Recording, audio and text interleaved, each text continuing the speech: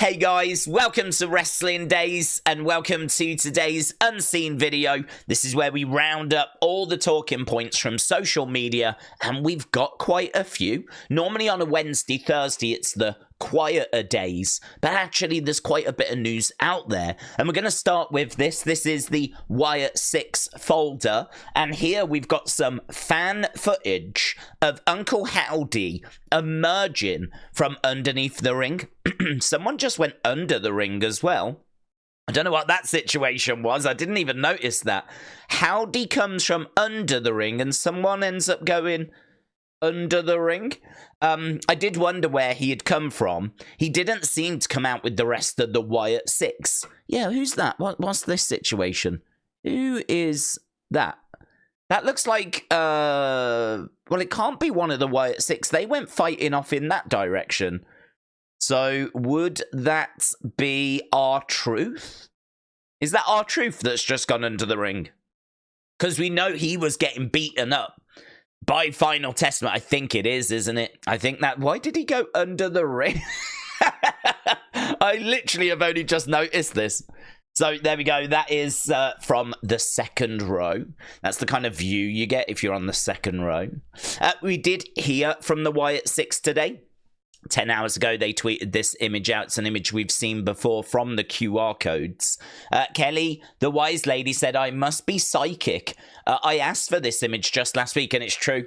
She did send a message saying, have you got that image, the one that says liar, and it's got red scribbled on it? So I sent it over to Kelly, the wise lady, and now they're tweeting it out. So I am starting to wonder if Kelly, the wise lady, might be connected with the Wyatt Sicks. Perhaps this is Bo Dallas's burner account. But, not really too much to say here. We know that this is aimed at Miz, at Carrion. There is one thing, though, and it has been mentioned before, but I think it's really interesting, and it's to do with this bit here, right? Here you've got Howdy. Here you've got a second Howdy, only this time the red is covering over this Howdy. And Michael said, I'm sure that Uncle Howdy in the red is a hint about the Fiend returning. Carrion also tweeted a clip of someone saying, let me in. So it's just a theory. I really don't know that it's going to go that way. In fact, I'm probably leaning towards it won't. But it is interesting how we've got a normal Howdy, and then we've got a second Howdy with the red, which we know it symbolizes Bray, covering this second Howdy, or consuming this second Howdy, and some people wondering if that is just a little tease of the Fiend. It could also just be that whoever coloured this in wasn't really thinking and just went over that. So, I would say let's not get too carried away.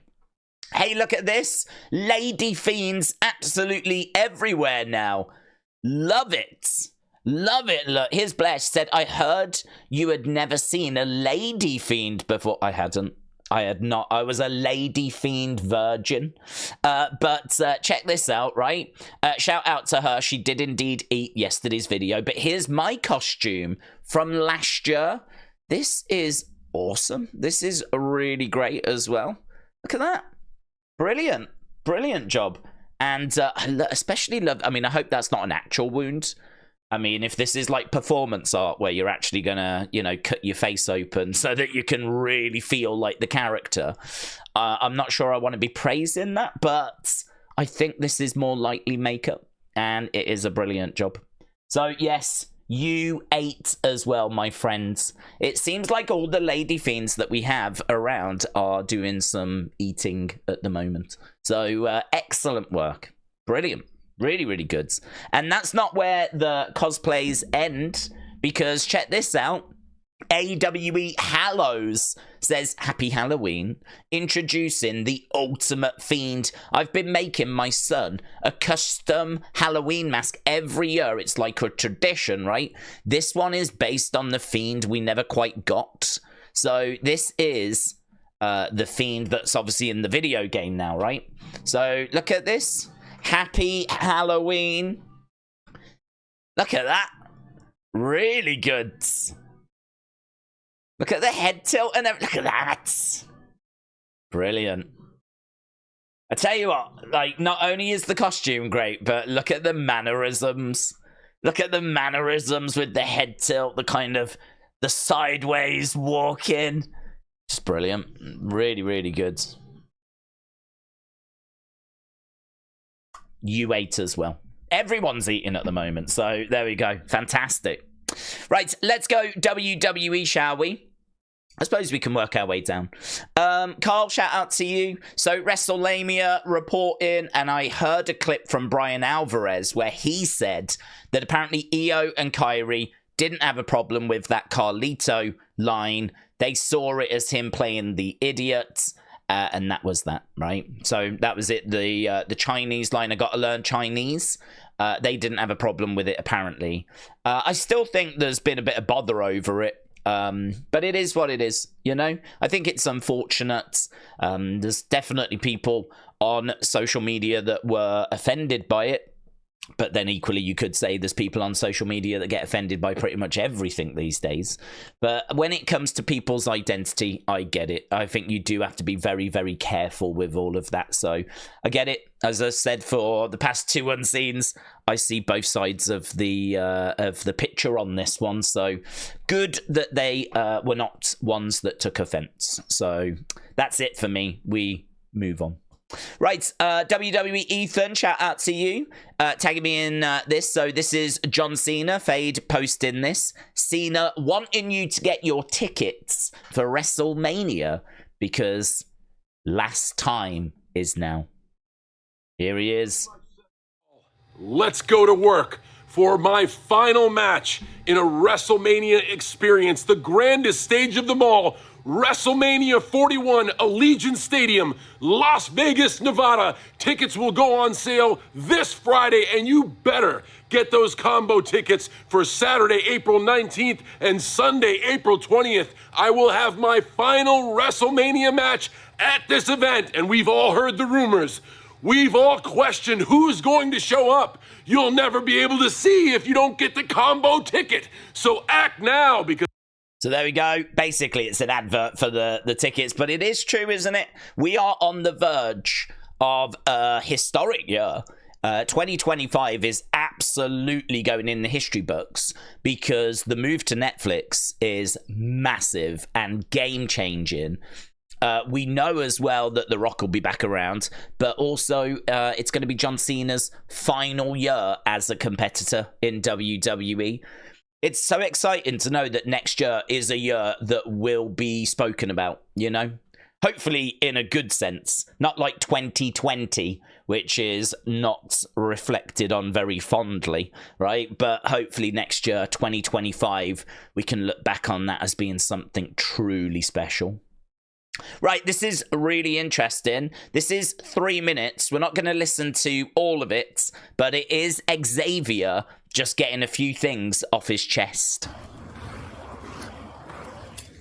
All right, I want to come on here and address a couple of things. Sat on cramped middle seats to go across the world. You perform for people who don't even speak the same language as you, but you know you speak wrestling and that's all that matters. You don't understand that. So, to explain, one of the best counters for that position is a snapmare. And that's what I attempted to do. But when I did it, his mask accidentally, for the 100th time, accidentally came off. The mask that he chose to wear, mind you. But then he also made another choice. He chose to cover his face because that was more important. So what was more important to me is winning. So then I pinned him and I beat a WWE legend, Rhea Mysterio, because of a choice that he made. He made. Fast forward to the next week, I got a match for the IC title against Jey Uso, a man who had never beaten me in singles competition. And when I walked through the curtain, simply there to fight for the title, I was getting booed. So confused. Throughout this match, eventually Jey beats me. But you guys don't have any idea what was riding on that match for me. You only see what's on TV. You don't understand what's going on in here. So after the match, no, I was heated. I didn't want to shake his hand, obviously. And you all booed me for that. And then as Kofi and I left the ring, Bron Breakker slides in, cuts Jey in half. Disgusting. Kofi wants to go help. I say no.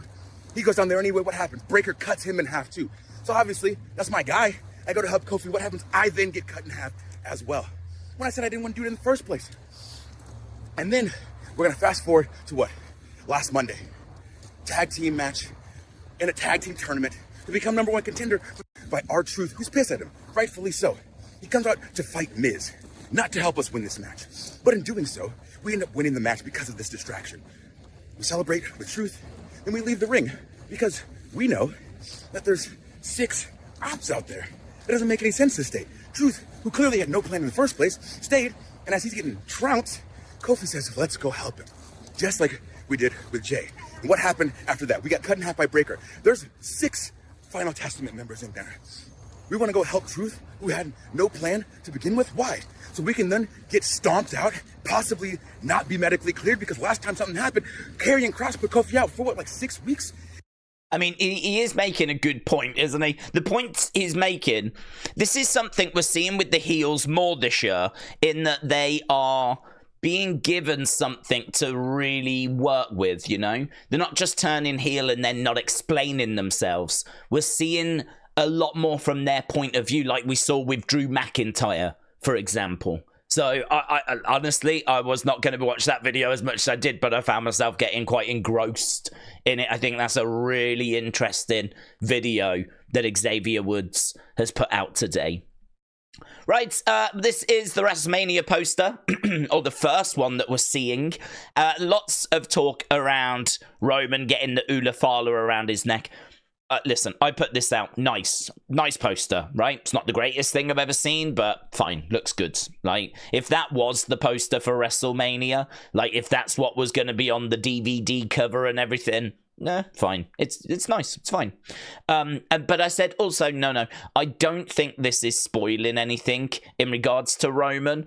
I don't think this is set in the future, right? I don't think this is a glimpse of what April next year is going to look like, right?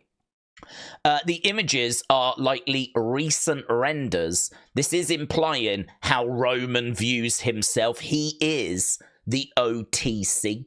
So in my mind, like, this is just kind of where we are, you know? I do think it's interesting they haven't given the women the tag belts. I did notice that, but those tag belts change hands quite regular. And to be honest, like, they're not that big a deal, you know? If like, say, Rhea was the women's champ and she didn't have the belt, I would find that interesting. But you know, the fact, I mean, you can't quite make out if Gunther's got his or not at the back.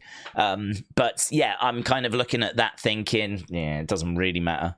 But like, you know, if this is a spoiler that he's going to have this at WrestleMania, well then spoiler, Cody's definitely going to be WWE champion. See what I mean? It doesn't quite work for me. I mean, he probably will be. But WWE are not going to want you to think that, of course. They're not going to want to put a poster out that's going to make you think that Cody is not losing the belt before WrestleMania, because they'll want you to think that he will be losing the belt at certain points on the road towards WrestleMania. So for that reason, or, you know, that's part of the reason as to why for me this is more set in, you know, the current time. So there we go. That was just a bit of talk that was doing the rounds about the WrestleMania poster. Edward, shout out to you. So WrestleMania, it's believed that John Cena's official retirement tour is going to start on January 6th. Potential opponents include Randy, Punk, possibly Logan Paul. I would be shocked if he doesn't face all of those at some point next year. I expect him to have matches with all of those. I can't see any way we don't do Cena Randy, right? Or Cena against CM Punk. The only one that I would doubt would be him and Logan. But next year, Logan's meant to be working a bit more of a increased schedule. And how do you not do that match? I mean, how do you not do that? I think all 3 of these will be opponents for Cena next year. Right, Kim's Chains, Nick Butcher said 2 thoughts on Dom's opponents, right? Because, of course, we know next week Dom's going to face a former champion. So, Nick Butcher said his dad, he's a former world champion, WWE, that's correct, right? Or Rhea Ripley Adam didn't say anything about it being a man. Current storyline, it makes sense. I mean, I said on social media, and I'm not going to make a big deal of this because every time it comes up, I express my opinion. I hate intergender wrestling. I don't think there's a place for it. We don't do it in boxing. We don't do it in UFC. Like, we don't do it in most sports. We don't do it in NFL. Like, you know, anything that's going to have that kind of contact, we don't do it. But seemingly at the indie level, it's something that goes on in wrestling. I've never understood why. I don't think it's a good look. Certainly not for the guys that are involved. For the women that are involved, if they can get the win, I'd imagine it's a little boost for them. But I would say the positive kind of momentum that they get is greatly outweighed by the negative momentum for the guy that loses. So this ain't a match I want to see. But there's a reason why we're talking about it, and that's because WWE has a desire to do Rhea Ripley against Dominik Mysterio. I know it's been brought up, but unfortunately I don't know how high it's made it, but there is a desire on some level of creative to do the match before the angle fizzes out. 100% not a match I'm interested in. Don't want to see that. Have no interest in that. Not my thing, right? But that's me, and that's just my opinion. That is it, right? A lot of you out there, I know, are into intergender wrestling because it is a big thing on the indie scene, and I think it gets done in other promotions, and it has been done in WWE before as well. But not something I look for, to be honest. As I'm talking, my mind is thinking, like, I wonder what the percentage is. I wonder if it's 50-50. I wonder if it's 60-40. What I might do is I might actually put a poll out on Twitter just to get the temperature of the room. I actually don't know what the majority would vote for on that. I don't know if I'm in the minority or if I'm in the majority. And if I'm in the majority, I don't think it's a big majority. It's like 60-40, something like that. But I don't even know if I'm in the majority. I actually don't know what the current appetite is for WWE fans on intergender wrestling. So I will put a poll out just to see, because I'd be quite interested to gauge that temperature, gauge that reaction. We've got this as well. JDS said, if it's to help Cody win a match, then I'm happy for it. So, Wrestlemania, this is from WrestleVotes. It's rumored that Goldberg will interfere in Gunther's match at Crown Jewel. Goldberg interfering at Crown Jewel, allegedly. PQM said the crowd reaction to Jacob and Bron's face-off was bigger than expected. I don't know if they're teasing it. I do know I heard from people this morning that the reaction backstage to the crowd reaction was... Let's swoosh it over. To the crowd reaction was much bigger than they thought, which is a good sign for the future. So Jacob and Bron, that got a much bigger reaction than they were anticipating. And if that wasn't a match they were considering, I'm sure it's a match they're considering now, right? And then the only other thing we've got is this. JDS, shout out to you. This is Sheamus. And do you remember he said that he was going to have, like, an announcement? Well, I don't know what this is. I mean, part of me, it's got WWE, so it feels like it's official, right? I mean, part of me wonders if it's like a challenge on his Celtic workout YouTube, you know? I was getting that sort of vibe, you know, brave, change, get ready. WWE brave change or something, I don't know. I'm thinking it might be some sort of YouTube show where he does workouts or like some sort of competition, some sort of, you know, competitive weightlifting or something with the superstars, maybe, I don't know. Another one was people were wondering if this was going to be a new theme song, and people noticed that, like, the Mohawk seemed to be back a little bit. So people wondering if it's something along those lines. I still don't have answers. Do you remember he said that an announcement was coming? Don't know.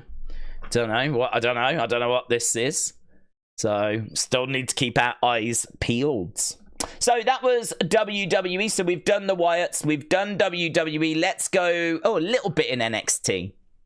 Wrestle Night, shout out to you. So here, Kevin said, for the people that don't know, this is what Zaria, formerly known as Delta, without face paint looks like. So this is Zaria. We've only seen her like really made up with face paint on. So that's what Zaria looks like. Lexis King says, to all my loyal intellectuals, take time out of your day to check out this film. Look, seemingly he's made the box art on the back. It's the first time that I've made box art, and it's the first movie I've ever had lines in. It was an honor to be a part of this film. So there we go, Lexis King in a film called The Charisma Killers, which is available on Amazon right now. There's Delta. One NXT source said to Fightful Select, everyone who runs or has a say in the show was peeved about CW cutting the end of NXT in some areas. So not everyone got to see the moment that Delta, or Zaria as she's now known, arrived, and that really upset a lot of people in NXT. James Chadwick, shout out to you. The rating 720, which I think's amazing. I was totally prepared for this to be 630 again. Nothing suggested to me that this was going to see a big increase. I'm sure it was at 630, 650, something like that. It's in a 50, 60, 70,000 increase. It's in a good increase. I wasn't ready for that. I really thought it was going to be like the same, to be honest. I was ready for it to be the same. Wrestle Night, tagging me in this from Nathan Frazer. Javon Evans isn't who you think he is. He's been handed any and every opportunity on a silver platter since he got here, and now he thinks he's the man, and he can do whatever the hell he wants. So harsh words here by Nathan Frazer, which is quite interesting because, of course, he could at some point turn on Axiom, and we could see Fraxium splitting up. Won't happen just yet, but are we planting some seeds as we head towards that? Right, fun. We've only got one thing in fun. I didn't think we had much in fun. I knew we had loads in WWE. But here, look, Dave said, this is so true. Me, when I spot someone in public wearing a wrestling shirt. So here is Donald Trump and... Me when I spot someone wearing a wrestling shirt. That from 90s WWE. Little bit light on the old fun folder today. Mick Foley has come out and supported Kamala Harris. So that is interesting because obviously this is off the back of the Undertaker's podcast. He was very respectful to the Undertaker though. He came out and he said, look, Undertaker's right that Donald Trump brought fun back to politics, but that was about 3 weeks back in 2016. Like, it's not the case anymore. So we have seen Batista and Mick Foley come out in support of Kamala Harris. We've seen Undertaker and Kane come out, and Hulk Hogan, in support of Donald Trump. And I think you'll see a few more superstars coming out over the next week or so. Obviously, we're getting closer towards the election. NXT is actually switching nights that night as a result. Like, it won't be on a Tuesday that week. So, yeah, I mean, clearly, massive news. The world is waiting on this result. But, yeah, we're not going to get political, don't worry, right? I'm actually not interested. It doesn't bother me. But I know that looking at the polls, it is very, very close. Which says to me that it's probably 50-50 in our community as to who's supporting who. So let's not get political. Wrestle Night, shout out to you. Chris Van Vliet said, recorded a few fun episodes in Vegas today with Dominik and Liv. So there we go. Good to see that she got some time off school. And yeah, that should be interesting. They're, you know, two of the... I can't say most over, but most present superstars at the moment. Always feels like their story is being shown on TV, and obviously it's one of the biggest stories in WWE, so that should be interesting. Chris does a great job as well. And of course, this has been the big news of the day. So a lawsuit has been filed against WWE, against Vince McMahon, and against Linda McMahon on behalf of 5 ring boys who survived sexual abuse by former WWE announcer Mel Phillips. Now, what I would say is this is old. The ring boy scandal is one of the most famous scandals in the history of WWE, occurring in the early 90s. And I think, to be honest, this is probably coming out now because of all the other stuff that's been happening. You know, that's given the survivors of this appalling situation and incidents, given them the confidence maybe to come out, and maybe like legal people have reached out to them as well, saying, listen, you've got like a case here, we can do something with this now. I actually don't know what the outcome was back in the 90s, other than the people that were allegedly involved all got fired. And then I didn't know this, but apparently they brought back Pat Patterson. The belief was that he wasn't involved, but there are people saying he was. There are victims saying that he was. But I don't know that they were particularly believed. I know that Bruce Pritchard doesn't believe that Pat was involved in any way. Mel Phillips, though, he is someone that I've heard a lot about. Don't know loads about him, but he is the name that keeps getting mentioned. And I didn't know they'd brought him back after as well. That's a bad look. That's bad. So they're suing because there's been a lawsuit filed because they're saying that they knew a lot more than they let on at the time. And yeah, I don't know. I mean, like, it's quite obviously detailed and not the fun stuff of wrestling that we like to focus on. But this has been the big story of the day. So another lawsuit against WWE, against Vince, against Linda. But it is for something historic that was already very well known about. So this, I can't say is a massive shock, but there we go. So that was everything. If we go to thanks, I think there's quite a bit to thank people because I get tagged a lot in the Wyatt Sicks posts. So I want to give some thanks to Jason, NJ94, Gills, Benjamin Clark, Thomas Scott, Edward Duffy, Lexi Morningstar, Kimberly, Nathan. Big thank you to you guys tagging me in the Wyatt Sicks tweet, and a big thank you to everyone that's tagged me in bits and bobs. I like our thanks folder. I don't want it to get too big, but definitely want to make sure that we've got, you know, a decent amount of people in there to thank, because you guys are tagging me in stuff all day, every day, and it's you guys that make Unseen as strong as what it is. So it really is appreciated. So thanks for watching. Appreciate the support, and I will see you again next time. Bye for now.